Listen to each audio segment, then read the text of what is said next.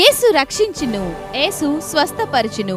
Hosanna hosanna వాగ్దాన సందేశ కూడిక నిర్వహించు తేదీ ప్రతి నెల 1వ తేదీ సాయంత్రం 7 గంటలకు. నిర్వహించు స్థలం hosanna Mandir, Nagarajapuram, వాటంబేడు road, Sullurpeta. వాక్యోపదేశకులు pastor George గారు, హోసన్నా మందిర్, సూళ్లూరుపేట. యేసయ్యా అని పిలవగలిగితే, యేసయ్యా అని స్వరమెత్తి ఆయనను రమ్మని ఆహ్వానించగలిగితే నిశ్చయముగా మీతో కూడా చెబుతూ ఉన్నారు, నీవు నా దేవుని స్వరమెత్తి పిలవగలిగితే ఆయన నీ పిలుపును వినబోతూ ఉన్నాడు, నీ స్వరమును వినబోతూ ఉన్నాడు. నీ స్వరమును విన్న దేవుడు నిలచి నిన్ను దాటిపోకుండా ఏది కోరుకుంటావో అది నీకు దయచేయబోతూ ఉన్నాడు. ఏది ఆశపడతావు నీవు దాన్ని చూడబోతూ ఉన్నావు, దాన్ని పొందుకోబోతూ ఉన్నావు. నీవు ప్రభువును పిలిచి నాకు ఇది కావాలి అని కోరుకో. దైవజనులు వాక్య పరిచర్య చేసి ప్రత్యేక ప్రార్థనలు చేదురు. హోసన్నా వాగ్దాన సందేశ కూడిక అందరూ ఆహ్వానితులే.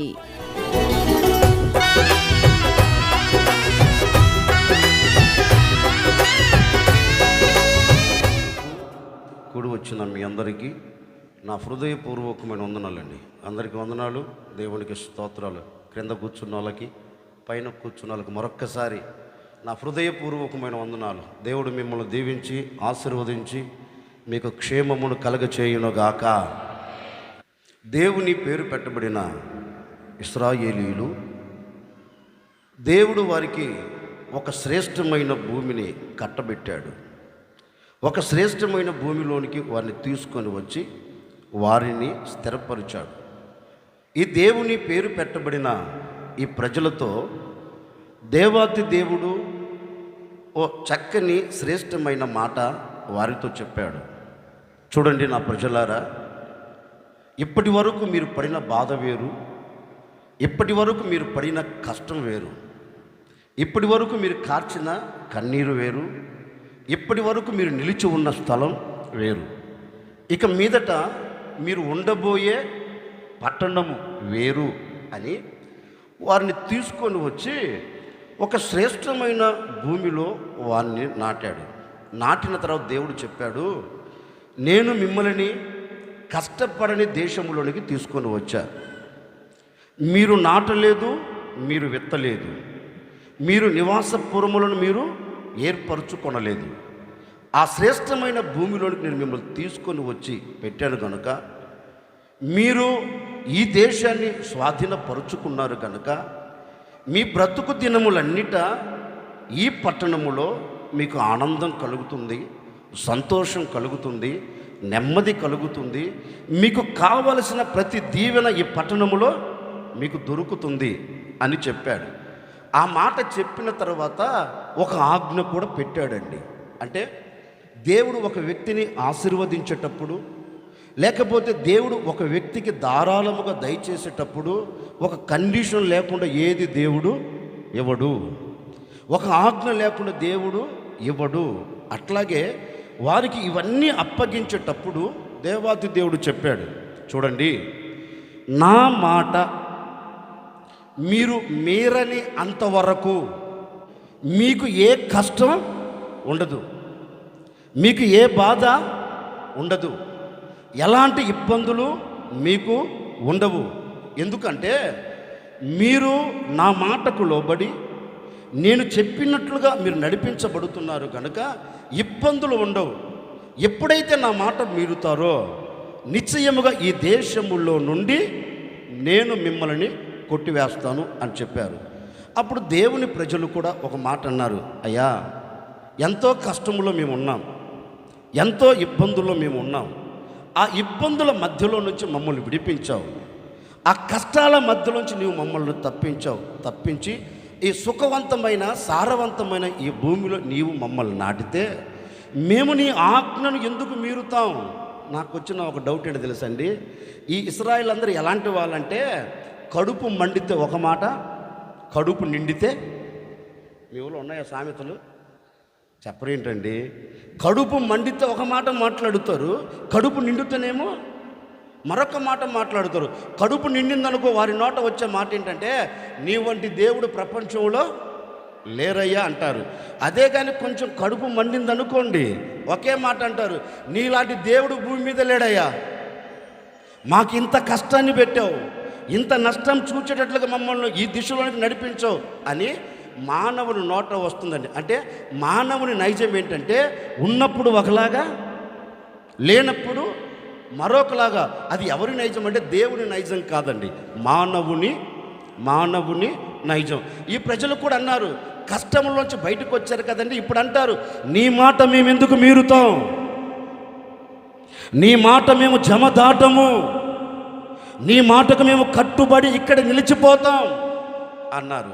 దేవుడు కూడా అన్నారు, అది మీ చేతుల్లో ఉంది, మీరుతారో మీరరో, ఈ శ్రేష్టమైన భూమిలో ఉంటారో లేకపోతే శత్రువుల చేతిలో నిలబడిపోతారో, అది మీ ఇష్టం అన్నారు. ఇక ఆ పట్టణం గురించి మనం చదివితేనండి, పచ్చని తోరణాలతో అలంకరించబడిన పట్టణము వలె దేవుని పేరు పెట్టబడిన దేశం నిలిచిపోయిందండి. ఇక ఆ దేశములో ప్రశాంతత, నిమ్మలం, నెమ్మది, ఆనందం, ఆరోగ్యం అన్నీ ఆ దేశంలో నిలబడ్డాయి. ఇశ్రాయేలు ఎవరిని అడిగినా, చిన్నలు మొదలుకొని పెద్దల వరకు ఎవరిని అడిగినా, ఏంట్రా బాబు ఎలా ఉన్నారు అంటే వారు ఒకటే అంటారు, బాబు దేవుడిచ్చిన ఈ దేశంలో మేము ఆనందకరంగా, దేవుడిచ్చిన ఈ దేశంలో సంతోషకరంగా, దేవుడిచ్చిన ఈ దేశంలో ఆరోగ్యకరంగా, దేవుడిచ్చిన ఈ దేశంలో నెమ్మదిగా బ్రతుకుతున్నాం, మాకు ఎలాంటి ఇబ్బందులు లేవు, ఎలాంటి శత్రువుల భయాలు మాకు లేవు, మేము నిమ్మలముగా నెమ్మదిగా జీవిస్తూ వస్తున్నాం అని ఆ దేశంలో ప్రజలందరూ నోట వస్తుందండి. ఎన్నో దినాలు కాలేదండి, కొన్ని దినాలే, కొన్ని రోజులే వారు దాటుకొని వచ్చారు. వారు దాటుకొని వచ్చారే కానీ వారి ప్రవర్తనలో ఏమైనా మార్పు ఉందా అంటే మార్పు లేదండి. యథాప్రకారమే కొనసాగుతున్నారు. సామెత ఉంది కదా, కుక్క తోకరా, ఏం మాట్లాడానమ్మా, ఏం మాటలు రావు చెన్నై వాళ్ళకి, మాటలు వస్తాయి రావా, కుక్క తోకరా వంకర అన్నట్లుగా ఆ కుక్క తోకకి ఎన్ని కర్రలు పెట్టి బద్దలు పెట్టి చుట్టి 6 నెలలు తీసిన తర్వాత మరలా ఆ తోక ఏమవుద్ది, వంకర అన్నట్లుగా వీరి పైకి మారినట్లే ఉన్నారు. ఎవరు? ఇశ్రాయేలు. వారి అంతరంగము మారలేదు, పైకి వేసినట్లే ఉన్నారు. అయ్యా ఇక నీ మాట మీరము, నీ మాట మేము జమదాటము అన్నట్లుగా ఉన్నారు. కానీ హృదయం ఏమైపోయింది? పాత స్వభావాలతోనే నింపబడిపోయింది. ఈ పాత స్వభావాలు విడిచిపెట్టకపోయినందువలన దేవుని పేరు పెట్టబడిన ఈ ఇశ్రాయేలీయులు ఈ సురక్షితమైన దేశముల నుండి, సుఖవంతమైన దేశముల నుండి, పాలు తేనెలు ప్రవహించి ఏరులై పారుతున్న దేశముల నుంచి కొట్టివేయబడ్డారు. ఇప్పుడు ఆ పట్టణం అంతా ఏమైపోయిందంటే చల్లా చెదురైపోయింది. ఒకప్పుడు ఎలా ఉంది పట్టణం? ఒకప్పుడు ఆ పట్టణపు స్థితి ఎలా ఉంది? ఆనందకరంగా ఉంది. మరి ఇప్పుడు దుఃఖం. ఒకప్పుడు ఎలా ఉంది? ఆశీర్వాదానికి నాంది పలుకుతుంది. మరి ఇప్పుడు పట్టణము మొత్తం కాల్చబడిపోయింది, ప్రాకారాలు గొప్పగా కోల్చబడిపోయాయి. ఒక్క మాటలో చెప్పాలి అంటే నివాసము చేసేదానికి యోగ్యమైన గుడారాలుగా ఇశ్రాయేలు దేశము లేదు, మొత్తం చల్లా చెదురై పాడైపోయిందండి. ఇక ఆ దేశంలో ఉన్నవారు చెట్టుకొకరు పుట్టకొకరుగా మార్చబడ్డారు. శత్రువులు వచ్చారు, యుద్ధం చేశారు, బలహీనులను, బక్క చిక్కిన వారిని, చేతకాని వారిని అందరినీ చంపేశారు, బలవంతులను చేతబట్టుకొని తీసుకుని వెళ్ళిపోయారు. మరి ఈ పట్టణపు స్థితి ఏ విధంగా మార్చబడిపోయిందంటే మొత్తం నిరాకారముగా, శూన్యముగా, నిస్సాయ స్థితిలో పట్టణం మొత్తం మారిపోయింది. ఇక ఆ ప్రాంతముల్లో నుంచి వెళ్ళిన ఈ దేవుని పేరు పెట్టబడిన ప్రజలు ఒకరోజు మనసులు అన్నీ తలంచారు. ఒకప్పుడు అన్నీ ఉన్నాయి కదా, ఇప్పుడు కోల్పోయాం. ఒకప్పుడు అన్ని రంగాల్లో మేము ఆరితేరాం కదా, ఇప్పుడు అన్నిటికీ దూరం అయిపోయాం. ఒకప్పుడు కడుపుండే తినేవారిమి, ఇప్పుడు కడుపు మండుతుంది. ఒకప్పుడు సమాధానకరంగా మా గుడారాల్లో ఉండిన వారిమి, ఇప్పుడు మా గుడారాలను విడచి అసమాధానముతో మేము నింపబడిపోయాం అన్నట్లుగా అండి. ఆ ప్రజలందరూ ఒక చోట చేరి దేవుని పాదాలు పట్టుకొని కన్నీరు కారుస్తున్నారండి. ఎలుగెత్తి ఏడుస్తున్నారు. అయ్యో, ఏదో తెలుసో తెలియక మేము తప్పు చేశాం, ఏదో తెలుసో తెలియకో మేము జారిపోయాం, ఏదో తెలుసో తెలియక మేము పడిపోయాం, ఏదో తెలుసో తెలియక మేము గొప్పగా కూల్చబడిపోయాం. కనుక ఒక్కసారి నీవు దయతలచి, ఒకసారి నీ కనికరం మా మీద నిలబెట్టి నీవు మా వైపు తిరిగితే ఈ కష్టములో నుంచి మేము తప్పించబడుతాం, ఈ శ్రమల మధ్యలోంచి మేము విడుదల పొందుతాం అని దేవుని పేరు పెట్టబడిన ప్రజలు దేవుని పాదాలు పట్టుకొని గుండెలు బాదుకుంటూ పశ్చాత్తాపపు కన్నీరు విడుస్తున్నారండి. పశ్చాత్తాపపు కన్నీరు విడుస్తూ ప్రభువును వేడుకుంటున్నారు. ఈ ఒక్కసారి మమ్మల్ని కనికరించకపోయావా? ఈ ఒక్కసారి మా కుటుంబాలను సమాధానంతో నింపకపోయావా? చల్లా చెదురైపోయిన మా కుటుంబాలు, చెట్టుకొకరు పుట్టకొకరుగా మార్చబడిన మా కుటుంబాలను మరలా ఏకము చేయండి అయ్యా.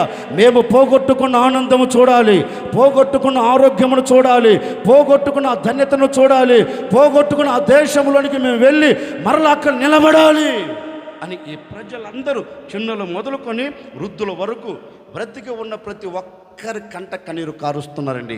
వీరు కన్నీరు కారుస్తుంటే పరమందున దేవుడు మౌనంగా ఉన్నాడా? చెప్పరేంటండి, మౌనంగా ఉన్నాడా? అట్లనరాదు, ఆయన మౌనంగా ఏం లేడు.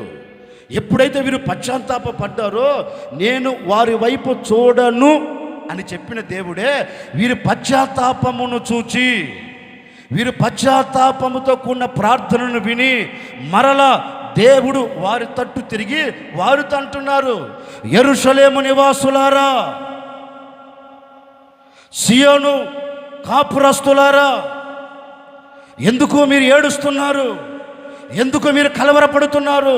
ఎందుకు ఈ కష్టంలో మీరు నిలిచిపోయారు?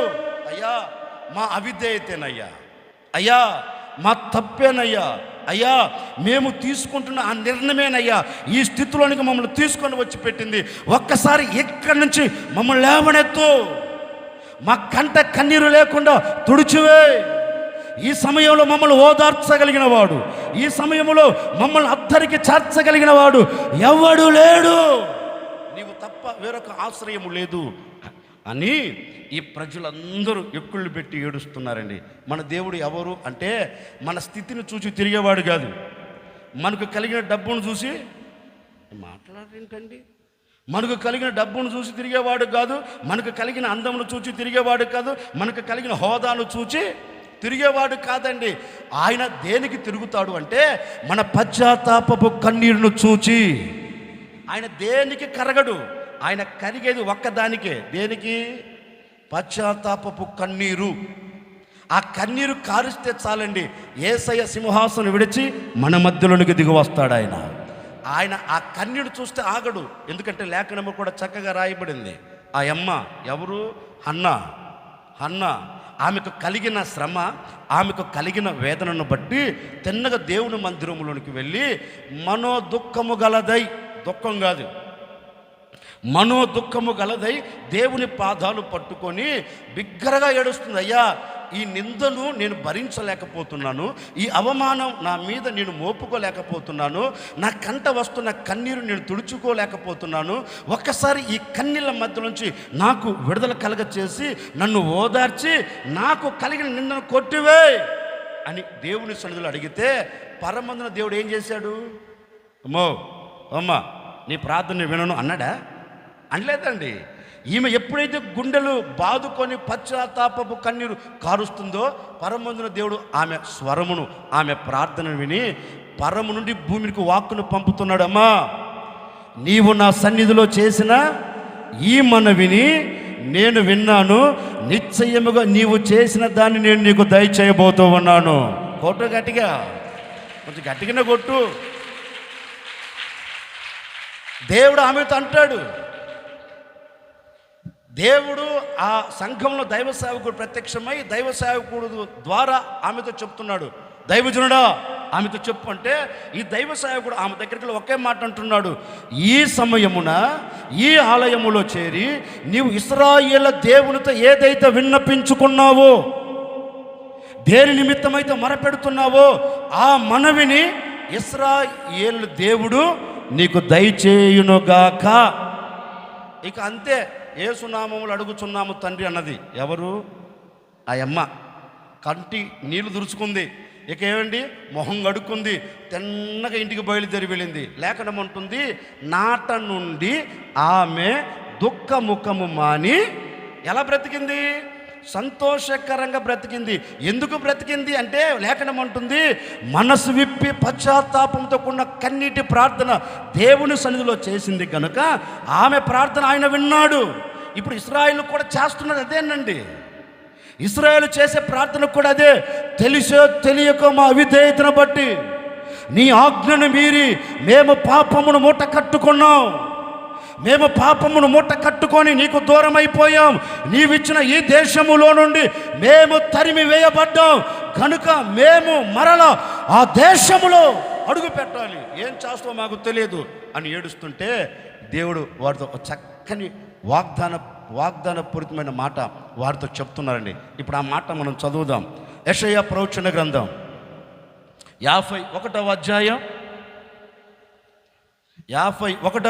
12వ వాక్యం. నేను నేనే ఈ ఆవరణములో కూర్చున్న ప్రతి ఒక్కరిని నా దేవుడు ఓదార్చబోతూ ఉన్నాడు. గట్టిగా గట్టిగా గట్టిగా గట్టిగా కొట్టు. ఇక తలెత్తున్నాను చూడండి, నేను చెప్తాను.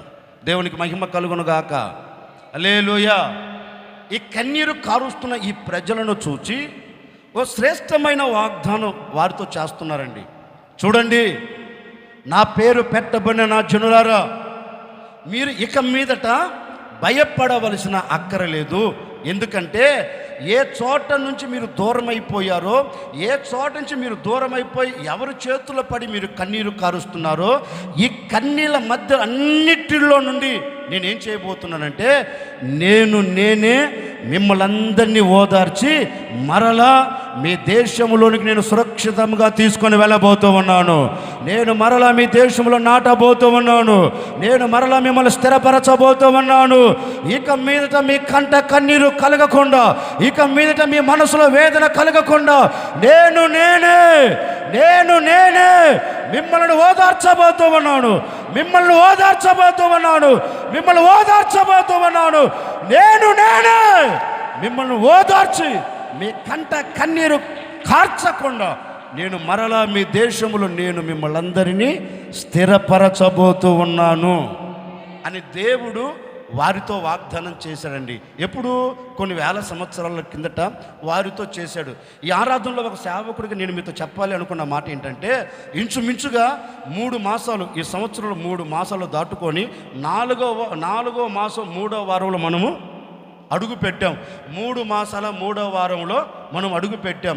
మరి ఈనాటి వరకు ఒకవేళ మీ అవిధేయతను బట్టి కంట కన్నీరు కారుస్తున్నారో, దేవుని ఆజ్ఞను మీరి ఒకవేళ హృదయంలో నెమ్మది లేకుండా, కుటుంబంలో ప్రశాంతత లేకుండా, బ్రతుకులో ఒక ఆనందం లేకుండా ఒకవేళ నేటి వరకు మీరు బ్రతుకుతున్నారో, ఒక్కసారి వెనకకు వెళ్ళి నేను ఎక్కడ దేవుని ఆజ్ఞను మీరాను, నేను ఎక్కడ దేవునికి దూరం అయిపోయాను, నేను ఎక్కడ దేవుని ఆజ్ఞను తిరస్కరించాను, నాకు నచ్చినది, నాకు మెచ్చినది, నేను కోరుకున్నది చేస్తున్నందువలనే కదా ఈనాటి వరకు నా హృదయంలో ప్రశాంతత లేదు, ఈనాటి వరకు ఆనందాన్ని నేను కోల్పోయింది, ఈనాటి వరకు నేను సుఖాన్ని కోల్పోయింది, ఈనాటి వరకు దేవుని సన్నిధిలో ఉన్న దీవెనను కోల్పోయింది. ఎందుకు? నా అవిధేయత కదా అని ఒక్కసారి వెనకకి వెళ్ళి ఆలోచించండి. ఎక్కడ జారిపోయావో, ఎక్కడ పడిపోయావో, ఎక్కడ దూరమయ్యావో, ఎక్కడ నిలిచిపోయావో, ఎక్కడ పడిపోయి పతనావస్థలోనికి వెళుతూ కృంగిపోతూ కృషించిపోతున్నావో నాకు తెలియదండి.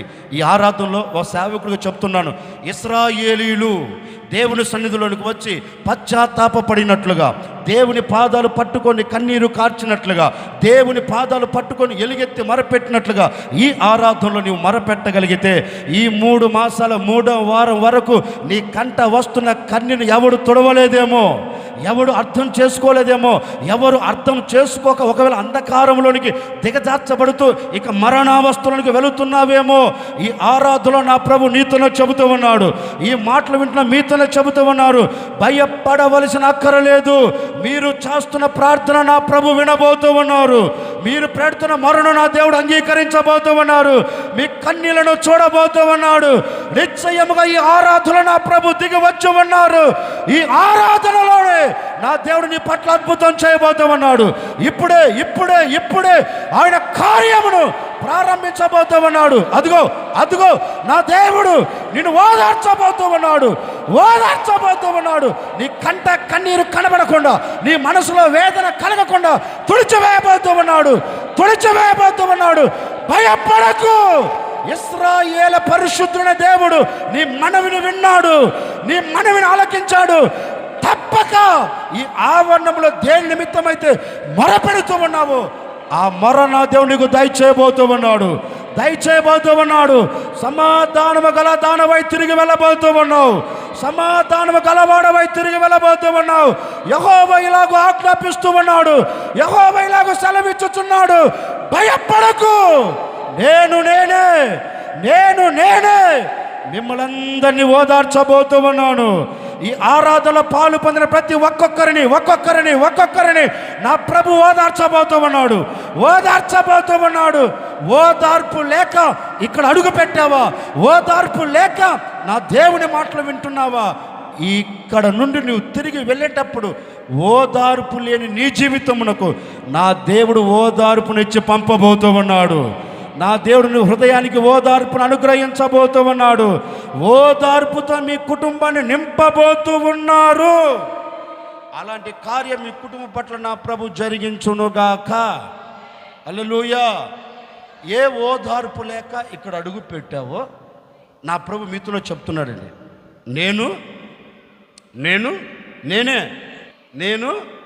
నేనే మిమ్మల్ని ఓదార్చుదును. దేవుడు ఒక శ్రేష్టమైన వాగ్దానం ఈరోజు మనతో చెప్తున్నారు.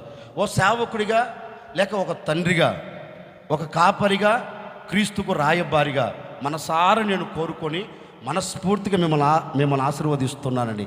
ఈ స్థలముకు ఎలా వచ్చారో నాకు తెలియదు. అన్న దేవుని సన్నిధిలోకి వచ్చినట్లుగా మీరు వచ్చారు. మీకు కలిగిన ఏ వేదనైనా కావచ్చు, ఏ బాధ అయినా కావచ్చు, ఏ కష్టమైనా కావచ్చు, ఏ క్లిష్ట పరిస్థితుల్లో మీరు ఉండి దేవుని మందిలో అడుగు పెట్టడం నాకు తెలియదు. తిరిగి వెళ్ళేటప్పుడు ఓ సేవకుడు మనసారా కోరిక మిమ్మల్ని ఆశీర్వదిస్తున్నాను. తప్పక ఇక్కడ నుండి సమాధానమును చేత పట్టుకొని మీరు తిరిగి వెళ్ళబోతూ ఉన్నారు. ఆనందమును చేత పట్టుకొని తిరిగి వెళ్ళబోతూ ఉన్నారు. ఓదార్చబడి ఇక్కడి నుంచి తిరిగి వెళ్ళబోతూ ఉన్నారు. నా దేవుని మాట మిమ్మల్ని ఓదార్చునుగాక. హల్లెలూయా. ఓ మాట చెప్తాను వినండి. మాట అంటే మొదటి మాట కాదు. ఇప్పటి వరకు నేను ఉపద్ఘాతం చేశాను. ఇంక కొంచెం ఉపద్ఘాతం చేసి మొదటి మాటలోనికి వెళ్తాను. వినండి. నేనే మిమ్మల్ని ఓదార్చేదను అన్నాడు కదా. మరి ఈ రోజున కుటుంబాలలో ఏ విషయాలలో ఓదార్పు లేక కన్నీరు కారుస్తున్నారో కొన్ని మాటలు చెప్తాను వినండి. ఒకరోజు యాకోబు ఓ చోట చేరి గొప్పగా కోల్చబడి కన్నీరు కారుస్తున్నాడండి. ఎందుకు కన్నీరు కారుస్తున్నాడంటే అమితమైన యోసేపు అతనికి దూరం అయిపోయాడు. ఎందుకు దూరం అయిపోయాడంటే ఒక మాటలో చెప్పాలి అంటే ఇతను అమితముగా ప్రేమించినందువలన దూరం అయిపోయినట్లున్నాడు. అందుకే దేవుని వాక్యం కూడా చెప్పకుండా చెప్తుంది కదా, ప్రపంచంలో దేనినైనా నీవు అమితముగా ఇష్టపడకూడదు. ఎవరిని ప్రేమించాలి? దేవుని తప్ప దేవుని కంటే ఎవరిని ఎక్కువగా ప్రేమిస్తావో వారు మీకు విగ్రహం అని లేఖనం అంటుంది. బహుశా దేవుని కంటే ఇతని ఎక్కువగా ప్రేమించాడేమో. ఇంట్లో అందరికంటే ఎక్కువగా ప్రేమించాడంట. ప్రేమించి ఒక చొక్క రంగుల చొక్క గుట్టించాడు. రంగుల చొక్క ఎవడికి గుట్టిలా, ఎవరిని ప్రేమించట్లా. ఇక అన్నలందరూ ఏం చేశారు? పగబట్టేశారు. ఒరే, కష్టపడేది మేము, సంపాదించి పెట్టేది మేము, ఎండకి ఎండేది మేము, మంచుకు నానేది మేము, వర్షానికి తడిసేది మేము, ఈ అరణ్యములో విషపూరితమైన వాటిలోంచి తప్పించబడేది మేము. ఇన్ని చేస్తున్న మాకు ఏమి విలువ లేదు కదా, ఇన్ని చేస్తున్న మాకు ఏమి ఒక ఘనత లేదు కదా అని పగబట్టారు. వస్తాడు కదా, ఒకరోజు వస్తుంది కదని ఆ రోజు కోసం వేచి చూచారు. రానే వచ్చింది. అయ్యగారు ఆహారం తీసుకుని వెళ్ళారు, పోగానే కొట్టారు. ఇంక మొత్తం స్టోరీలాగా చెప్పడం అంత సమయం లేదులే కానీ కొట్టారు, గోతులు పడేశారు, బయటికి తీశారు, మిథ్యాయులకి అమ్మి పడేశారు. ఇప్పుడు తండ్రికి ఏం చెప్పాలి? అప్పటికప్పుడు అల్లేశారండి, ఒక కథ అల్లేశారు. అందరు కలుసుకుని కూర్చొని ఒక కథ అల్లుకున్నారు. ఏం లేదు, ఇప్పుడు నాన్నను నమ్మించాలి. చొక్కను చింపేయి, మొక్కలు చేసేయి, ఒక గొర్రె పిల్లను వధించు, రక్తాన్ని పోయి దీన్ని తీసుకొని వెళ్ళి నాన్నకు చెబుదాం, నాన్నతో మాట్లాడదాం, ఏ మృగాలు చంపేసాయి అని చెబుదాం అని కథ అల్లుకొని తిన్నగా తీసుకొని వెళ్ళి వాళ్ళ నాన్నతో చెప్పారు. నాన్నగారు, మీరు అమితంగా ప్రేమించి కుట్టించారే, ఏంటిది చొక్కా, ఆ చొక్కా వేసే విధం ఒకసారి చూడకపోయారా అన్నారు. ఏమైందయ్యా, మేము వస్తుంటే మార్గం మధ్యలో మాకు దొరికింది గనుక ఇది ఒకసారి చూడకపోయావా అన్నారు. చూచాడు. ఇక దాన్ని పట్టుకొని గుండెలు బాదుకొని ఏడుస్తున్నాడండి. ఎవరు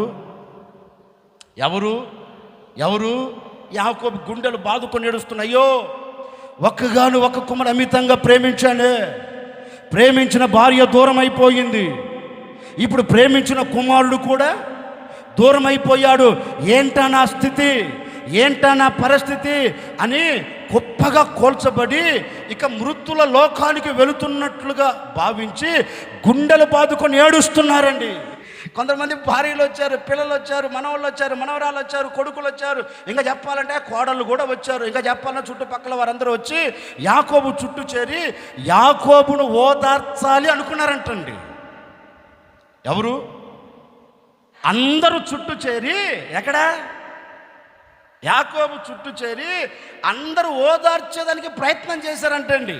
కొడుకు వచ్చి అంటారు, నానా పోయినోడు తిరిగి రాడు కదా. ఒక పక్క భార్య వచ్చి ఉంటుంది, ఏమండి పోయినోడు మరలా వస్తాడేంటి, ఆడి దగ్గరికి మనం వెళ్ళాల్సిందే కానీ పోయినోడు రాడు కదా, ఎందుకు ఏడుస్తావు? అందరు కలిసి చుట్టూ చేరి గీదిలాగా తీరుకొని, అయ్యా ఏడవద్దయ్యా, అయ్యా ఏడవద్దయ్యా, బాబు ఏడవద్దు బాబు, నా మాట వినయ్యా, ఒకరోజు మనం అక్కడికి వెళుతాం, చెప్పు, ఒకవేళ తిరిగి వస్తాడని చెప్పు, మేము కూడా ఏడుస్తాం నీతో పాటు అన్నారు. ఎంతైనా కడుపు కోత కదండి, ఏడుస్తున్నాడు. బైబిల్ చెప్తున్న మాట, పరిశుద్ధ గ్రంథం రాయబడిన మాట ఏంటి తెలుసా?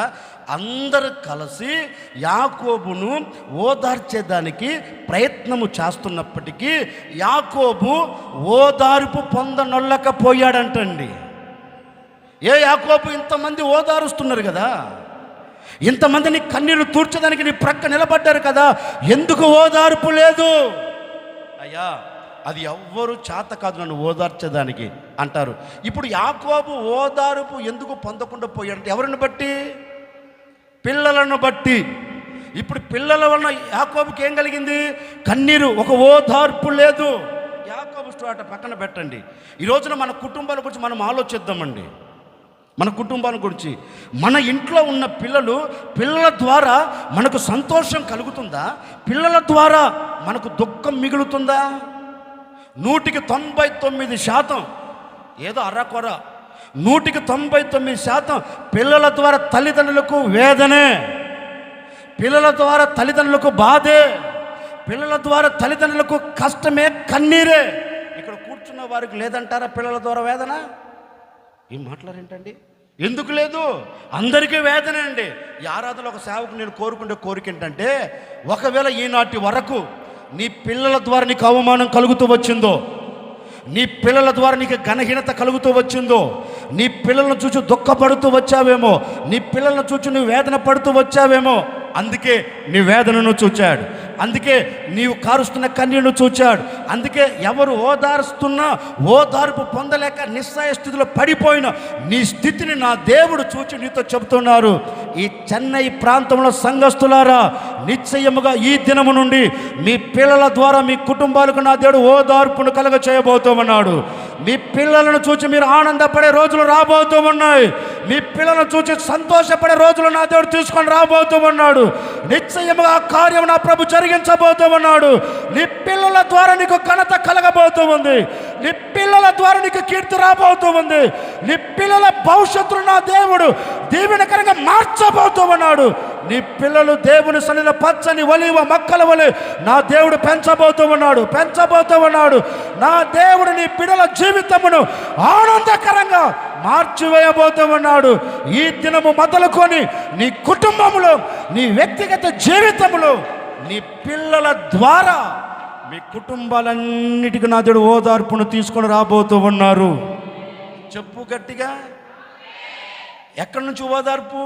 నీ పిల్లల ద్వారా నీకు ఓదార్పు లేదేమో, నీ పిల్లల ద్వారా ఇక మీదట మీ కుటుంబాలన్నిటి నా దేవుడు ఓదార్చబోతూ ఉన్నాడు. నీ కుటుంబాన్ని కాదండి, నీ హృదయంలో నా దేవుడు ఒక ఓదార్పును నింపబోతూ ఉన్నాడు, ఓదార్పును దయచేయబోతూ ఉన్నాడు. అందుకే యాకోబు ఓదార్పు పొందలేకపోయాడేమో కానీ ఇక్కడ కూర్చున్న మిమ్మల్ని అందరినీ నా దేవుడు ఓదార్చే ఇక మీదట మిమ్మల్ని నడిపించబోతూ ఉన్నారు. అందుకే కీర్తనాకారుడు కూడా, మీరు చదవద్దులే నేను చెప్తాను, కీర్తనాకారుడు కూడా తన కీర్తనలో ఒక మాట అంటారు, అయ్యా నిందకు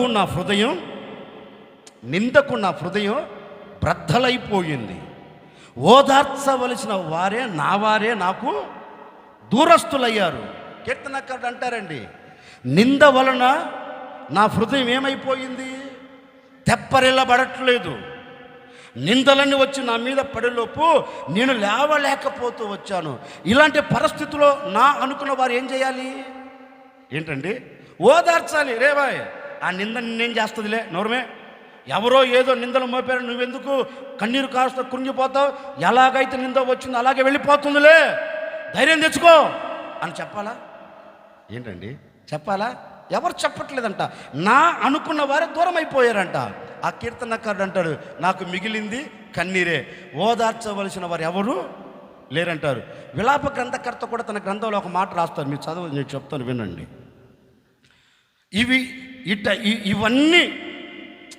వీటన్నిటిని బట్టి నా హృదయం బ్రద్దలైపోయింది. ఏటన్నిటిని బట్టి? పిల్లల వలన కావచ్చు. తలెత్తినట్టు నేను చెప్తాను, మీరు బైబిల్ చూడొద్దులే, నేను చెప్తాను, నేను చెప్పిన మాట లేఖనాలు ఉన్నాయి. పిల్లలను బట్టి, వీటన్నిటి విలాప గ్రంథకర్త అంటే వీటన్నిటిని బట్టి. ఏటన్నిటిని బట్టి? నిందను బట్టి. దేని బట్టి? శ్రమను బట్టి. దేని బట్టి? కష్టమును బట్టి. దేని బట్టి? అవమానాన్ని బట్టి. దేన్ని బట్టి? డ్యాస్, మీరు ఏదైనా నింపుకోండి మీకు కలిగినది. వీటన్నిటిని బట్టి నా హృదయం ఏమైపోయిందంటే కృంగిపోతూ వచ్చింది. వీటన్నిటిని బట్టి నా హృదయం కృంగిపోతుంది. కానీ ఈ కృంగిపోతున్న ఈ సందర్భాలలో ఓదార్చేవారు కంటికి కనబడటం లేదు. విలాప గ్రంథకర్త అంటాడు, నిజమే, ఒకవేళ వీటన్నిటిని బట్టి నా తల్లిదండ్రులారా, ఒకవేళ మీకు ఓదార్పు లేక కన్నీరు కారుస్తున్నారు, దేనిలో మీకు ఓదార్పు లేదో ఈ దినమున దానిలోనే నా దేవుడు మీ అందరికీ ఓదార్పును కలగ చేయబోతూ ఉన్నాడు. నా దేవుడు మీ అందరికీ ఓదార్పును దయచేయబోతూ ఉన్నారు. నిశ్చయముగా ఏవి నేటి వరకు సంభవిస్తూ వచ్చాయో, నేటి వరకు ఏవి మీకు ప్రతికూలంగా మారాయో, నేటి వరకు ఏవి మిమ్మల్ని ఇబ్బంది పెడుతున్నాయో, నేటి వరకు ఏవి మిమ్మల్ని కృంగదీస్తున్నాయో, నేటి వరకు ఏవి మీరు పడిపోయేటట్లుగా చేస్తున్నాయో, వాటన్నిటిలో నుంచి నా దేవుడు మీరు తెప్పరిల్లేటట్లుగాను, నా దేవుడు మీరు ఉజ్జీవ పడేటట్లుగాను అద్భుతం చేయబోతూ ఉన్నాడు. ఇక మీదట కృంగిపోయిన చోట మిమ్మల్ని లేవనెత్తబోతూ ఉన్నాడు. పడిపోయిన చోటే నా దేవుడు లేపి నిలబెట్టబోతూ ఉన్నాడు. పడిపోయిన చోటే ఒక గొప్ప ఆదరణ మీకు అనుగ్రహించబోతూ ఉన్నాడు. భయపడకండి, అధైర్యపడకండి. నా ప్రభు తప్పక వీటన్నిటిలో నుండి మీ కుటుంబాలన్నిటిని ఓదార్చునుగాక, మీ కుటుంబాలన్నిటిని ఓదార్చి క్షేమకరమైన చోట నిలబెట్టునుగాక. ఈ ఆవరణములో మీరు దేని నిమిత్తం ప్రభువును అడుగుతారో వాటన్నిటి మీద నా దేవుడు మీకు ఓదార్పును దయచేయునుగాక. కొంచెం గట్టిగా చెప్పు, హల్లెలూయా. అందుకే దేవుని ప్రజలతో అంటారు, నేనే మిమ్ములను ఓదార్చు వాడను. మీ పక్కన వాళ్ళని చూసి, నన్ను కాదు, మీ పక్కన వాళ్ళని చూసి నిశ్చయముగా దేవుడు నిన్ను ఓదార్చును గాక.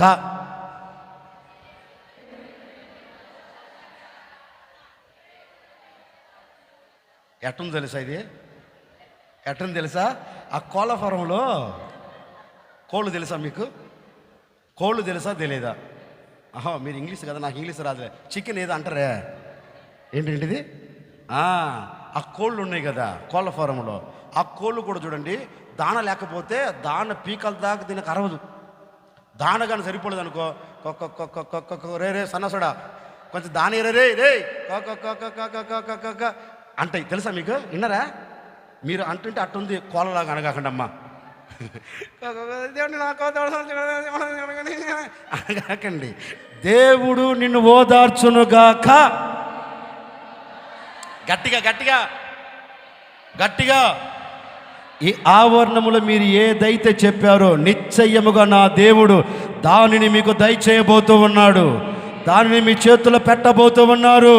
దాన్ని చేత పట్టుకొని తిరిగి వెళ్ళబోతూ ఉన్నారు. ఒకరితో ఒకరు చెప్పుకున్నట్లుగా ఇశ్రాయేలు పరిశుద్ధుడైన దేవుడు దానిని మీకు దయచేయబోతూ ఉన్నాడు. దానిని మీకు అనుగ్రహించబోతూ ఉన్నారు. దుఃఖం ఎగిరిపోతూ ఉంది, నిట్టూర్పులు తొలగిపోతూ ఉన్నాయి. నా దేవుని ఓదార్పు ఒక్కొక్కరు అనుభవించబోతూ ఉన్నారు. యేసు నామములో మీరు అనుభవించెదరుగాక, యేసు నామములో మీకు కలుగునుగాక. నిశ్చయముగా నా దేవుడు మిమ్మల్ని ఓదార్చి ఇక్కడ నుండి మిమ్మల్ని పంపునుగాక. హల్లెలూయా. ఓకే, ఇప్పుడు తలెత్తిన చూడండి, క్లుప్తంగా చెప్పి ముగిస్తాను. ఎవరిని ఆయన ఓదారుస్తాడు? చదువుతారా? చదవండి. యెషయా ప్రవచన గ్రంథం 49వ అధ్యాయం 12-13 వాక్యాలు చదువుతారు. చదవమ్మా.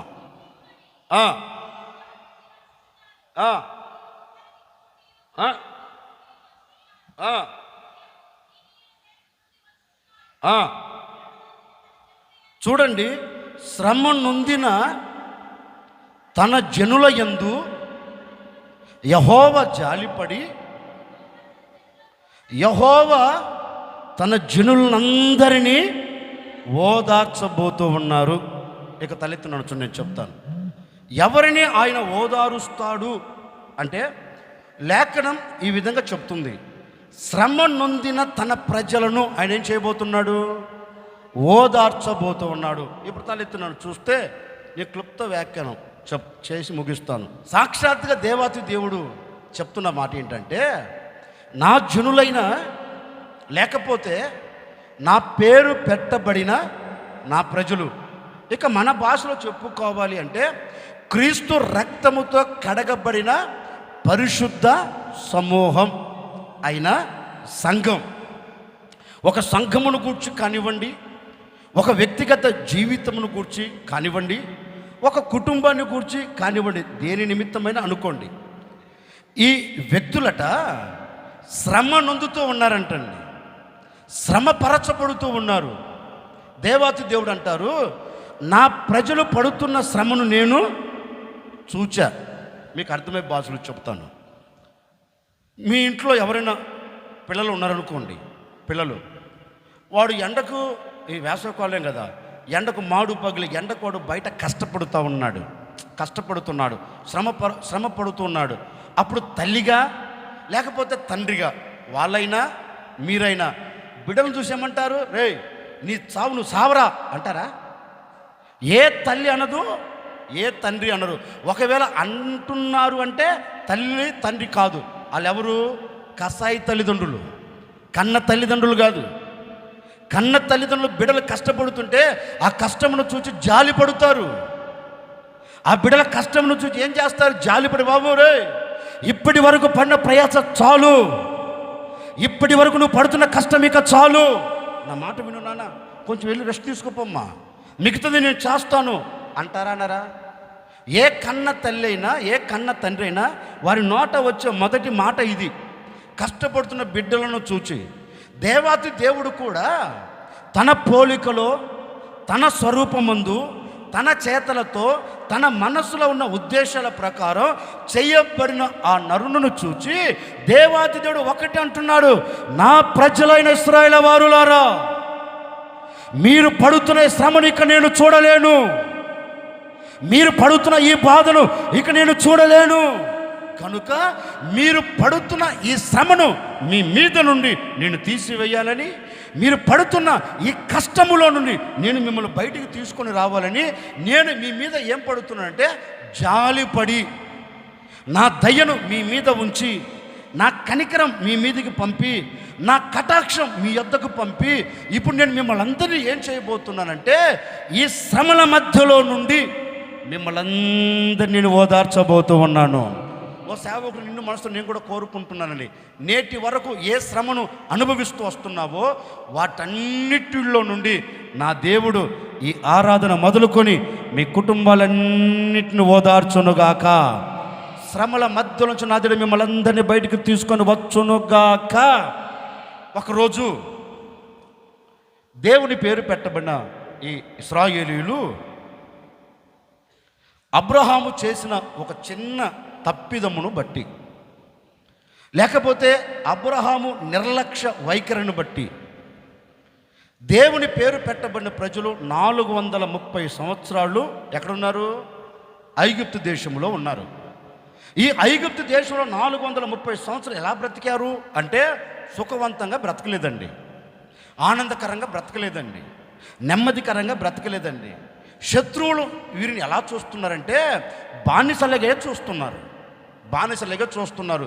ఇంట్లో ఒక్క పూట ఒక్క క్షణం ప్రశాంతంగా ఉండిన రోజులు ఇశ్రాయేలు జీవితంలో లేవు, కంటికి కనుమరుగైపోయాయి. ఎప్పటి వరకు వాళ్ళు సంతోషకరంగా ఉన్నారంటే యోసేపు ఉన్నంత వరకు మాత్రమే. యోసేపు ఎరగని రాజు వచ్చిన తర్వాత వీరి కష్టం అంతా ఇంత కాదండి, అంతా ఇంత కాదు. పగలంతా మట్టి తీసుకొస్తున్నారు, మట్టిని కుప్పగా చేస్తున్నారు, ఆ మట్టిని ముద్దగా తొక్కుతున్నారు, తొక్కిన ఆ మట్టిని ఇటుకలుగా తయారు చేస్తున్నారు. పగలంతా కష్టపడుతున్నారండి. నా భాషలో వ్యాఖ్యానం చేస్తున్నాను. పగలంతా కష్టపడుతున్నారు, చెమటను కారుస్తున్నారు, శ్రమపరచబడుతున్నారు. సరే, ఇంటికి వచ్చేటప్పుడు వారికి కలిగినది ఏదో కూలి, అంతో ఇంతో 100, 200, 300, 400 అంతో ఇంతో చేత పట్టుకొని వస్తున్నారు. వారు ఇచ్చినంత చేత పట్టుకొని వస్తున్నారు. సరే, వస్తా వారి ఆలోచన ఏంటంటే ఇప్పుడు దాకా కష్టపడ్డాం కదా, ఇంటికి వెళ్దాం, అందరం భార్య భర్త పిల్లలు అందరూ కలిసి ఇంట్లో కుటుంబ సమేతంగా అంతో ఇంతో ఆహారం చేసుకొని కడుపు నిండా తిందామని వస్తా మార్కెట్కి వెళ్ళి అంత ఏదో కూరగాయలో లేకపోతే అంత మాంసమో ఏదో వారికి కలిగినది వారికి ఉన్న దాంట్లో తీసుకొని వచ్చారండి. ఇక ఇంట్లో వండుకుంటున్నారు, వంట అయిపోయింది, ఇక కుటుంబ సమేతంగా కలిసి భోజనం చేయాలని నిర్ణయించుకున్నారు. అంతలో రానే వచ్చారు. ఎవరు? శత్రువులు రానే వచ్చారు. ఇంటి ముందు నిలబడ్డారు. ఏ మత్తయ్య, ఇసాగో, యాగోబు, ఏం చేస్తున్నారా అన్నారు. బాబు, లేదయ్యా, ఏదో అంతో ఇంతో తెచ్చుకొని కుటుంబ సమేతంగా కలిసి తిందామని కూర్చున్నామయ్యా. ఒక మాట చెప్పనండి, అందరు కలిసి కుటుంబ సమేతంగా కూర్చొని తింటా ఉంటే వచ్చి నిర్దాక్షిణ్యంగా అండి ఇంట్లోకి జ్వరబడి జుట్టు పట్టుకొని ఈడ్చుకొని వెళుతున్నారు. ఎక్కడ నుండి? అన్నము తినే దగ్గర నుండి. అంత క్లిష్ట పరిస్థితుల్లో ఉన్నారు. బైబిల్ చెప్తుంది, ఐగుప్తులు పెడుతున్న వెట్టి పనులను బట్టి. వెట్టి పనులు అంటే ఏంటి? సరిగ్గా ఆహారము తినలేని స్థితి, భోజనము దగ్గర కూర్చొని భోజనము చేయలేని పరిస్థితి. అలాంటి వెట్టి పనులు వారితో చేయిస్తున్నారు. ఇక ఏ ఒక్కరిలోనండి కడుపు నిండా తినిన రోజు లేదు, కంటి నిండా నిద్రపోయిన రోజులు లేదు, కుటుంబంతో కలిసి ఆనందకరంగా బ్రతికిన గడియ ఒక్క క్షణము కూడా లేదండి. ఆ పరిస్థితులు అలాగ అలా మార్చబడిపోయాయి. ఇప్పుడు అందరు గుండెలు బాదుకుంటున్నారు. ఇక ఎంతకాలం ఈ శిక్ష, ఇక ఎంతకాలం ఈ వేదన, ఇక ఎంతకాలం ఈ శ్రమను మేము చూడాలి? ఇక ఈ శ్రమల మధ్యలో నుంచి మేము బయటికి రాలేమా? ఈ శ్రమల మధ్యలో నుంచి మేము తప్పించబడలేమా? ఈ శ్రమనే మేము చూడాలా? ఈ శ్రమల మధ్యలో మా మీద జాలి పడగలిగిన వాడు, ఈ శ్రమల మధ్యలో నుండి మమ్మల్ని తప్పించగలిగిన యోధుడు, నాథుడు ఎవరు లేరా అని గుండెలు బాదుకుంటూ కన్నీరు కారుస్తూ క్లిష్ట పరిస్థితుల్లో నిలిచిపోయారు దేవుని పేరు పెట్టబడిన ఇశ్రాయేలీయులు. ఇశ్రాయేలీలండి ఒకరోజు ఈ లక్షల మంది ఒక నిర్ణయం తీసుకున్నారు. ఇంకా ఎంతకాలం, తరాలు గతించిపోతున్నాయి, సంవత్సరాలు దాటుకుంటూ వచ్చాం, రోజులు మన కళ్ళ ముందే తరిగిపోతూ ఉన్నాయి, కొవ్వొత్తి తరిగినట్లుగా రోజులు తరిగిపోతూ ఉన్నాయి. ఏంట మన పరిస్థితి? ఇక మార్పంటూ ఉండదా? ఈ శ్రమనే మనం చూడాలా? ఈ ఐగుప్తు దేశంలోనే మనం కూడా ప్రాణము విడిచిపెట్టాలా అనే నిస్సాయ స్థితిలో గొప్పగా కోల్చబడి అందరూ కలిసి మాట్లాడుకున్నారండి.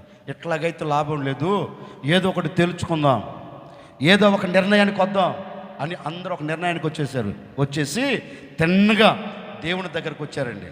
దేవుని దగ్గరకు వచ్చారు.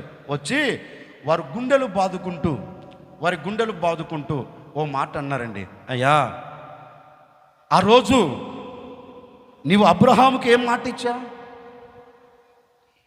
మా పితరుడైన ఇస్సాకుకి ఏం మాట ఇచ్చావు?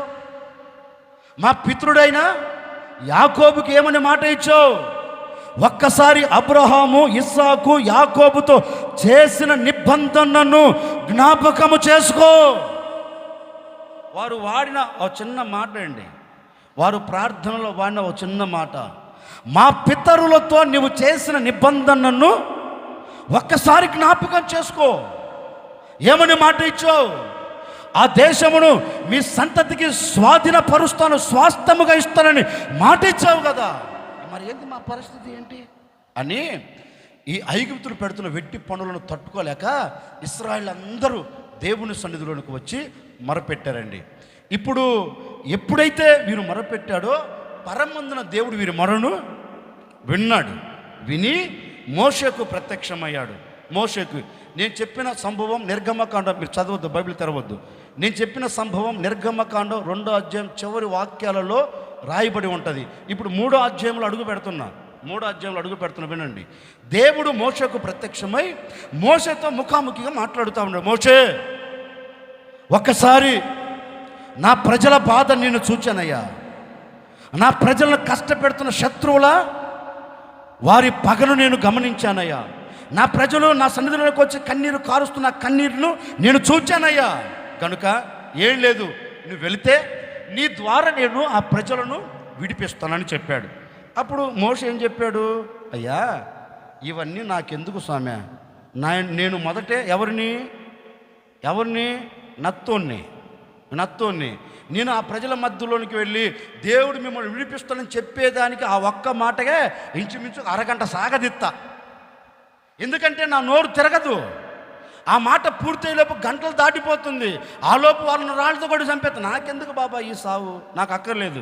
అప్పుడు దేవుడు అన్నాడు, సరే నీకు నోటి లేకపోతే నీకు నత్తి అంటున్నావు కదా, నీ నోరు తిరగదంటున్నావు కదా, సరే నా మాట విను, నువ్వు నిలబడు, నేను మాట్లాడుతా, నువ్వు నిలబడు, ఆ ప్రజలకు నేను దర్శనమిస్తా.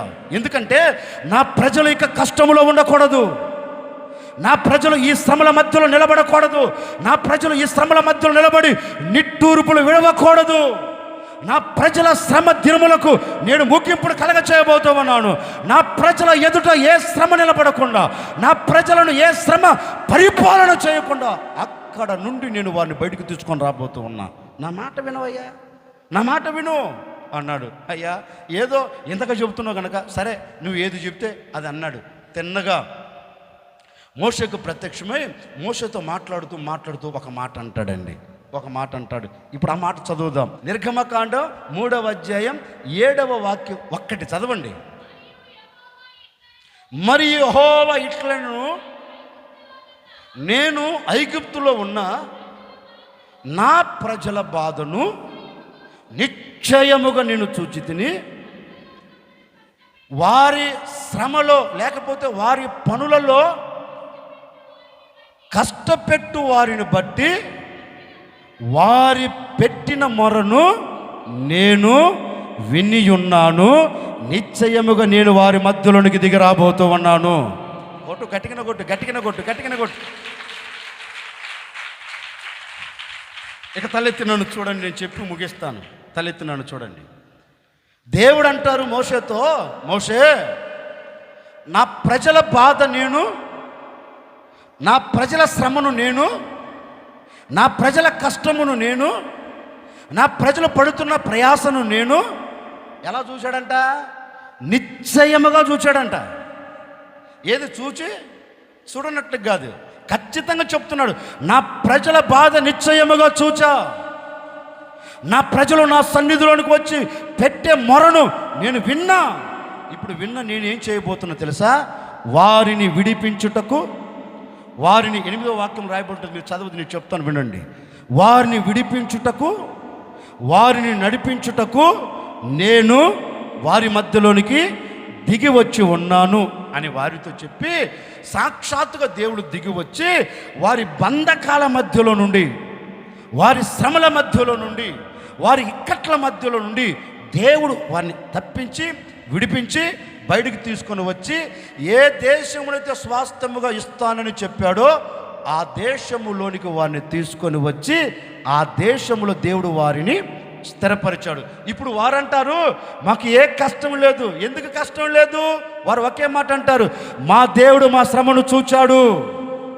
మా శ్రమ దినమున మేము మా దేవునికి మొరపెట్టగా, మా శ్రమ దినమున మేము మా దేవుని పాదాలు పట్టుకోగా, మా దేవుడు సింహాసనం వచ్చి మా యొద్దకు దిగివచ్చి మమ్మల్ని తరుముతున్న శత్రువుల మీద, మమ్మల్ని వెంటాడుతున్న శత్రువుల మీద, మమ్మల్ని కష్టపెడుతున్న శత్రువుల మీద దేవుడు మాకు జయమునిచ్చి ఆ ప్రాంతములో నుండి మమ్మల్ని విడిపించి శ్రేష్టమైన దేశంలోనికి మమ్మల్ని తీసుకొని వచ్చాడు.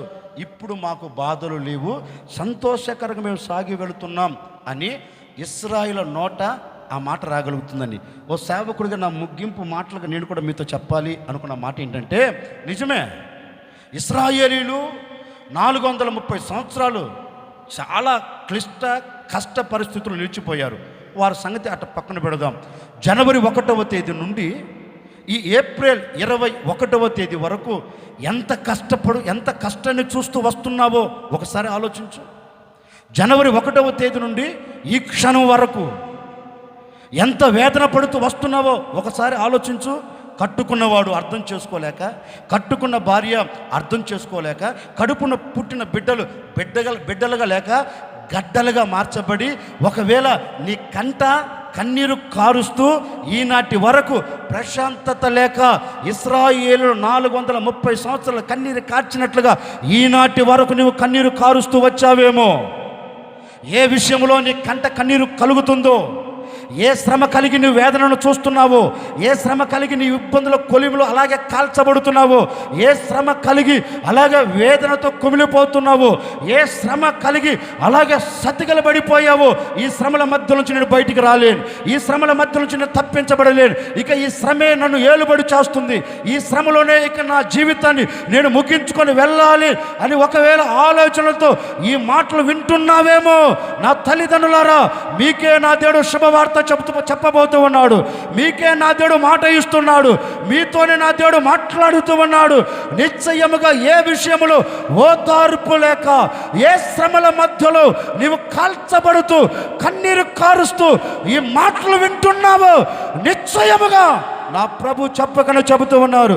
ఆనాడు ఇశ్రాయేలీయులు ఐగుప్తుల శ్రమను తట్టుకోలేక వారు దేవుని సన్నిధిలో మొరపెడితే దేవుడు సింహాసనం విడిచి వారి మధ్యలోనికి దిగివచ్చి వారిని విడిపించి వారిని నడిపించినట్లుగా ఈరోజు మనసు విప్పి మనసారా నీకు కలిగిన శ్రమను బట్టి, నీకు కలిగిన వేదనను బట్టి నా ప్రభువుని వేడుకోగలిగితే నిశ్చయముగా నీ మొరను విన్న దేవుడు, నీ ప్రార్థనను అంగీకరించిన దేవుడు సింహాసనం విడిచి నీ ప్రక్కకు దిగి రాబోతూ ఉన్నారు. నీ చెయ్యి పట్టుకోబోతూ ఉన్నారు. నీ వెన్ను తట్టబోతూ ఉన్నారు. నా దేవుడు నీ మొరను విన్నాడు. నీ బాధను చూచాడు, నీ కష్టమును చూచాడు, నీ వేదనను చూచాడు.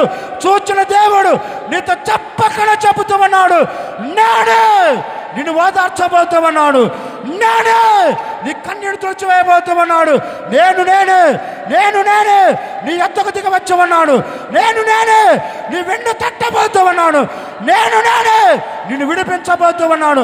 అదిగో నా దేవుడు నీ బంధకాల మధ్యలో నుండి విడిపించబోతూ ఉన్నాడు. విడుదల విడుదల విడుదల ఇప్పుడే ఒక్కొక్కరి బంధకాలను తెంపబోతూ ఉన్నాడు. యేసు నామములో నీ కుటుంబానికి వేయబడిన సంఖ్యలు తెంపబడును గాక. నీ భర్తకు వేయబడిన బంధకాలు, నీ భార్యకు వేయబడిన బంధకాలు యేసు నామములో నా దేవుడు తెంపివేయబోతూ ఉన్నాడు.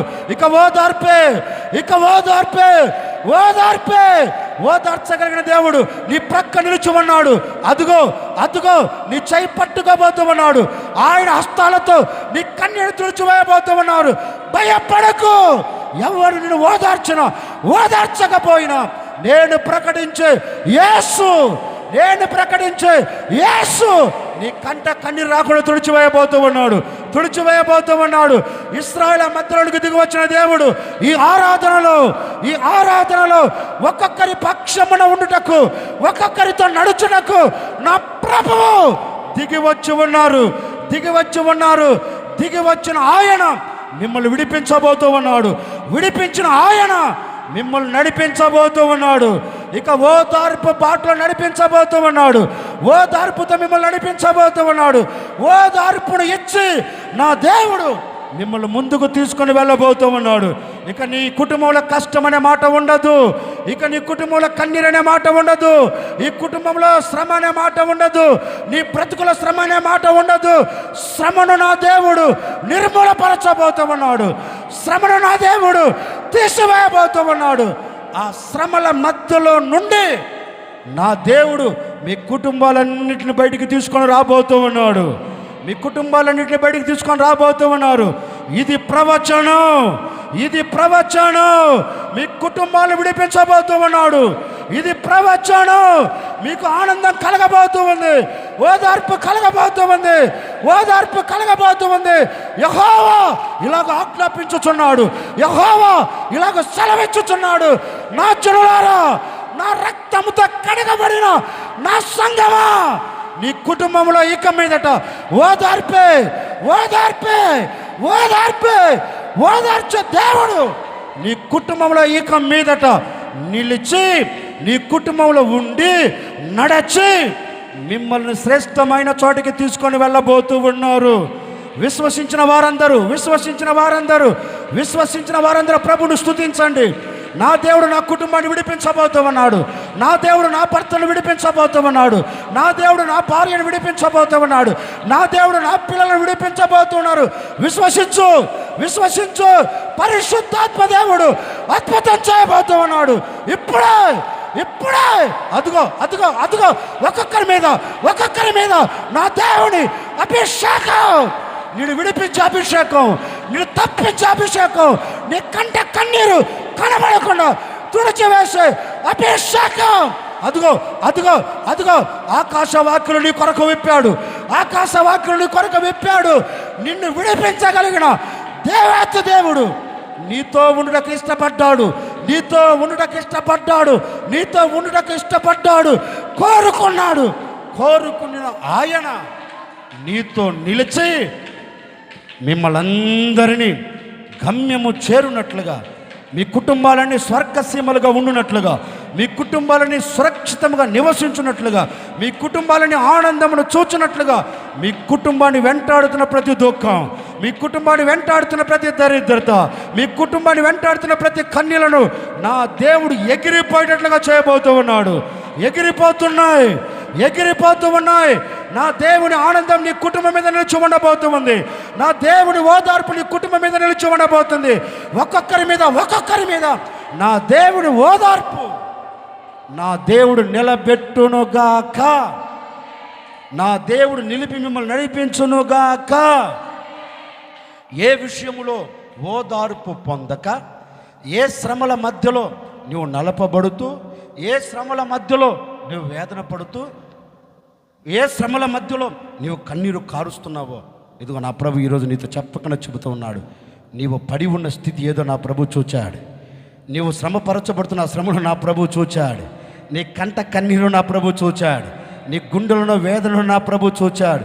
నీ గుండెలో ఉన్న వేదన కట్టుకున్నవారు, కొన్నవారు, ఉన్నవారు, కడుపును పుట్టినవారు ఎవ్వరూ అర్థం చేసుకోలేదేమో. ఇదిగో నిన్ను నిర్మించిన దేవుడు అర్థం చేసుకొని నీతో మాట ఇస్తున్నాడు. నా బిడ్డ, నా రక్తంతో కడగబడిన నా సమూహమా, నీ బాధను నేను అర్థం చేసుకున్నాను, నీ బాధను నేను చూచాను, నీ కన్నీరును నేను చూచాను, నీ శ్రమను నేను చూచాను. చూచిన నేను సింహాసనం మీద ఉండలేక నీ యొద్దకు దిగి వచ్చి ఉన్నాను. నీ యొద్దకు వచ్చిన నేను నిన్ను విడిపించబోతూ ఉన్నాను. నేను విడిపించబోతూ ఉన్నాను. నేను మిమ్మల్ని తప్పించబోతూ ఉన్నాను. ఇక మీ బ్రతుకుల్లో ఆనందమును నా దేవుడు నిలబెట్టబోతూ ఉన్నాడు. చూచిన ఆయన మిమ్మల్ని దాటిపోడు. చూచిన ఆయన మీ యొద్దనే నిలిచి మిమ్మల్ని విడిపించి మిమ్మల్ని శ్రేష్టమైన చోటికి నా దేవుడు మిమ్మల్ని తీసుకొని వెళ్ళునుగాక. శ్రమ దినాలన్నిటికీ నా దేవుడు ముగింపును కలగ చేయునుగాక. గట్టిగా ఇంకొంచెం గట్టిగా హల్లెలూయా, హల్లెలూయా. అందుకే యేసన్న గారు చక్కని పాట రాశాడు. ఏం పాట? మాట్లాడి ఏంటండి? యేసన్న గారు ఒక చక్కని పాట రాశాడు. నా ఓదార్పు నిధివి నీవే, నా ఆనంద క్షేత్రము నీవే, నా ఓదార్పు నిధివి. పాడరేంటి? మనస్ఫూర్తిగా అంటే ఒకరు పాడుకున్నట్లుగా, ఒకరు దేవునితో మాట్లాడుకున్నట్టుగా రాశాడు దైవజనం. నా ఓదార్పు నిధి. చెప్పండి. అందుకే ఆయన నిన్ను ఓదార్చుటకు, ఎక్కడ నుండి? నీ శ్రమల మధ్యలో నుండి ఓదార్చుటకు, ఓదార్పు నిధిగా నా ప్రభు ఈరోజు నీ హృదయంలో అడుగుపెట్టి ఉన్నాడు. ఆయన అడుగుపెట్టిన ప్రతి హృదయం ఇక ఓదార్పుతోనే బ్రతకబోతూ ఉంది. ఆయన అడుగుపెట్టిన ప్రతి కుటుంబం ఓదార్పుతోనే బ్రతకబోతూ ఉంది.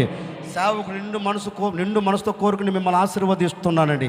ప్రతి కుటుంబంలో ఓదార్పు కలుగునుగాక, ప్రతి వ్యక్తిలో ఓదార్పు కలుగునుగాక. ఈ ఆవరణంలో కూర్చొని నా దేవుని మాటలు వింటున్న ప్రతి ఒక్కరికి నా దేవుడు ఓదార్పునిచ్చి పంపునుగాక. ఒకే ఒక మాట నేను మీతో చెప్పానండి. ఎవరిని ఆయన ఓదారుస్తాడు? చెప్పండి గట్టిగా.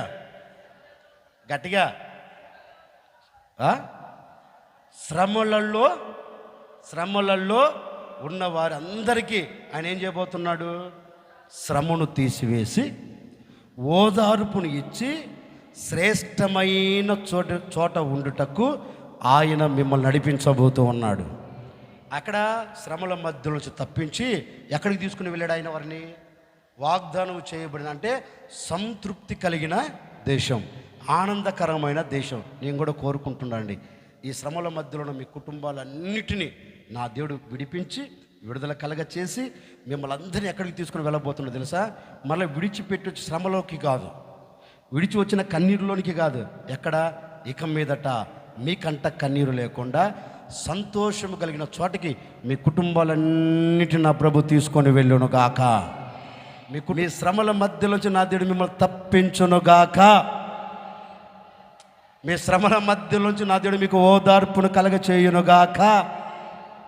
ఆమేన్ కాదు తెక్కమహ, ఆమేన్ కాదు. నేను చెప్పింది చెప్పండి. శ్రమల మధ్యలో నుండి మీరు కోరుకున్నట్టే మీకు జరుగునుగాక. ఇప్పుడు అనండి, ఏం కాదు కానీ ఆమె ఇప్పుడు అనండి. మీరు కోరుకున్నట్టే మీకు జరుగునుగాక. దేవుడు మిమ్మల్ని అందరినీ దీవించునుగాక. మీ అందరికీ ఓదార్పును దయచేయునుగాక. మీ కుటుంబాలన్నీ ఆశీర్వాదకరంగా నిలబెట్టునుగాక. మీ కుటుంబాలన్నిటిని దీవెనకరంగా మార్చునుగాక. ప్రతి కుటుంబాల సమృద్ధి కలుగునుగాక. ప్రతి కుటుంబాల ఆరోగ్యం కలుగునుగాక. ప్రతి కుటుంబాల దీవెన కలుగునుగాక. ఆకాశం నుండి నా దేవుడు వాకిలు తెరచి పట్ట జాలనంత విస్తారమైన దీవెనలు నా దేవుడు మీ చేతులకు అప్పగించునుగాక. ఆమేన్, ఆమేన్. నా శ్రమ దినమున నాతో నిలిచి నన్ను ఓదార్చిన నవ్వె కృపా, నీదు కృపా సాగరా, మహోన్నతమైన నీ కృప చాలునయ్యా.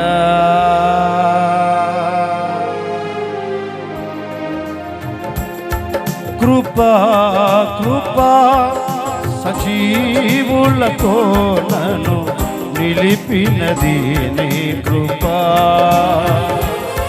కృపా కృపా సజీవులతో నన్ను నిలిపినది నీ కృపా.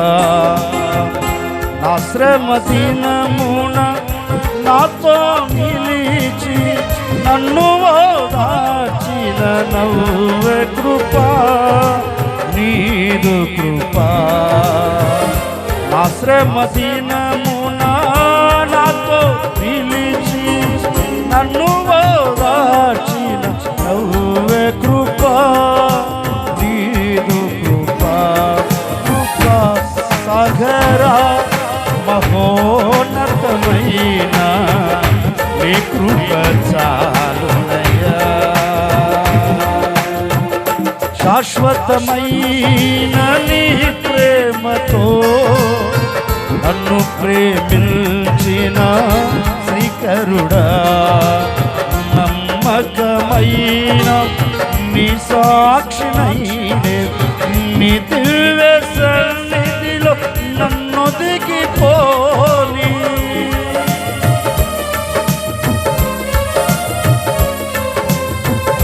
శాశ్వత నీ ప్రేమతో నన్ను ప్రేమించిన శ్రీకరుడా, నమ్మకమైన నీ సాక్షినైనే నీ దివ్య సన్నిధిలో నన్ను దిగిపోని. నీ ఉపదేశమే నాలో ఫలభరితమై నీ కమనీయ కాంతులను విరచిందెనే.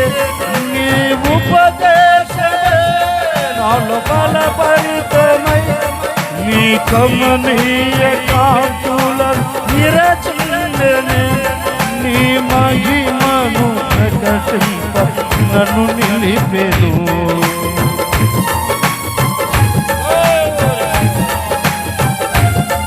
కృపా కృపా సజీవులతో నన్ను నిలిపినది నీ కృపా. కృపా కృపా సజీవులతో నన్ను నిలిపినది నీ కృపా. నా శ్రమ దినమున నాతో నిలిచి నన్ను ఓదార్చిన నవ్వే కృపా, నీదు కృపా. నా శ్రమ దినమున నాతో నిలిచి నన్ను ఓదార్చిన నవ్వే కృపా, నీదు కృపా. పాడేద స్తుతి గానము కొనియాడేద నీ నామము. పాడేద స్తుతి గానము కొనియాడేద నీ నామము. నీవే నా ప్రేమానురాగం, ఒక్క క్షణమైన విడువని స్నేహం, అతి శ్రేష్ఠుడనా యేసయ్యా. నీవే నా ప్రేమానురాగం, ఒక్క క్షణమైన విడువని స్నేహం, అతి శ్రేష్ఠుడనా యేసయ్యా. పాడేద స్తుతి గానము కొనియాడేద నీ నామము. ఇలా నాకెవ్వరు లేరనుకొనగా నా ధరి చెరిచివే. నేనమ్మిన వారే నన్ను మరచినను మరువని దేవుడవు.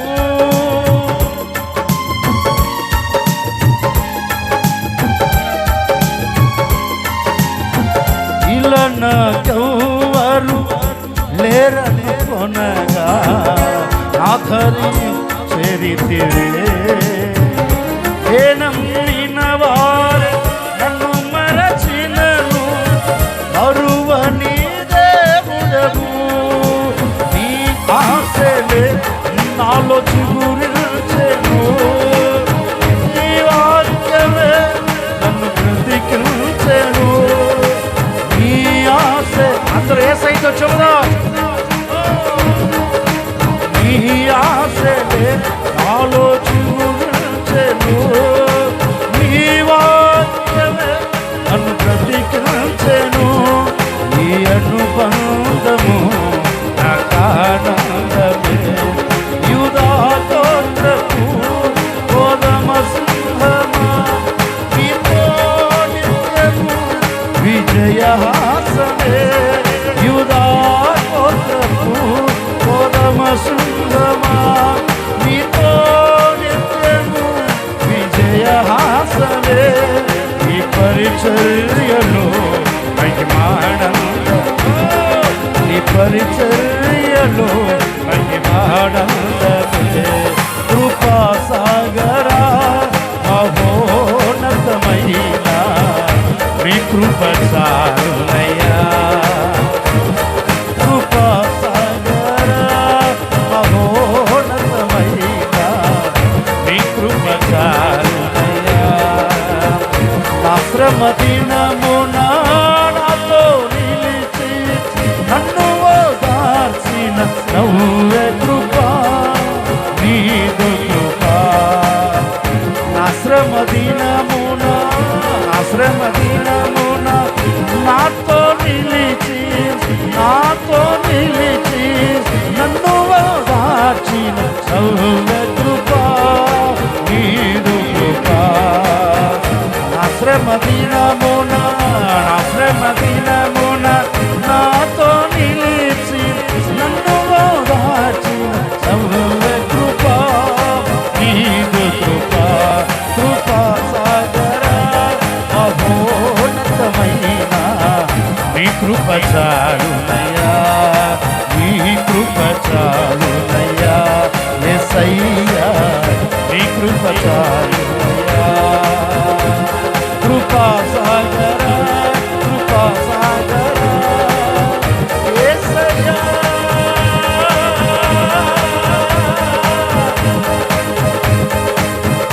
నా యేసయ్యా,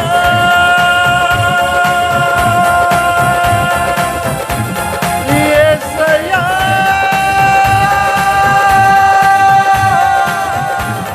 నా యేసయ్యా. కృపా సాగరా మహోన్నతమైన నీ కృప చాలునయ్యా, నీ కృప చాలునయ్యా.